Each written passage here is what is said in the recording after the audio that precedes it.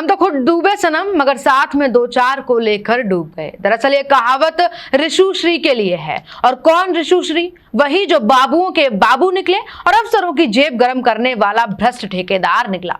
अब जरा पते की बात कर लेते हैं। बिहार में सरकारी ठेकों के कथित भ्रष्टाचार का मामला अब सिर्फ एक ठेकेदार की गिरफ्तारी तक सीमित नहीं रहा, बल्कि इसकी आंच सत्ता, सिस्टम और अफसरशाही के सबसे ऊंचे गलियारों तक पहुंचती दिखाई दे रही है। ऋषुश्री की गिरफ्तारी, 2 आईएएस अधिकारियों के निलंबन और ईडी की जांच रिपोर्ट ने एक ऐसे सवाल खड़े कर दिए हैं जिनके जवाब अब पूरा बिहार जानना चाहता है। कभी समाज सेवा का सपना लेकर प्रशासनिक सेवा में आने वाले अफसरों पर अब आरोप है कि वे कथित तौर पर विदेश यात्राओं, महंगे गिफ्ट्स और आलीशान सुविधाओं के बदले सरकारी टेंडरों का खेल खेलते रहे। जांच एजेंसियों के मुताबिक ऋषुश्री ने कथित तौर पर ऐसा नेटवर्क खड़ा किया जिसमें सरकारी सिस्टम के भीतर बैठे कुछ लोगों को फायदा पहुंचाकर करोड़ों के ठेकों तक पहुंच बनाई गई।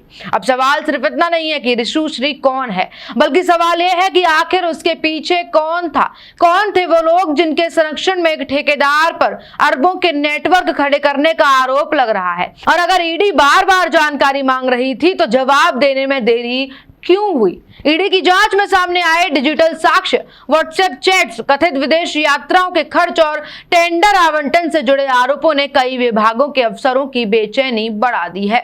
जल संसाधन विभाग से लेकर नगर विकास, भवन निर्माण और स्वास्थ्य विभाग तक कई पुराने फैसले अब जांच के घेरे में बताए जा रहे हैं। और कहानी यही खत्म नहीं होती। जांच एजेंसियों के अनुसार जब ईडी ने पूछताछ के लिए बुलाया तो गंभीर बीमारी का दावा किया गया, कथित मेडिकल रिपोर्ट भेजी गई, बेड रेस्ट की बात कही गई। लेकिन जांच आगे बढ़ी तो दावा किया गया कि जिस व्यक्ति ने खुद को बीमार बताया वही उस दौरान दिल्ली के आलीशान होटल में ठहरा हुआ था। अगर ये आरोप सही साबित होते हैं तो ये सिर्फ भ्रष्टाचार नहीं बल्कि जांच एजेंसियों को गुमराह करने की कोशिश भी मानी जा सकती है।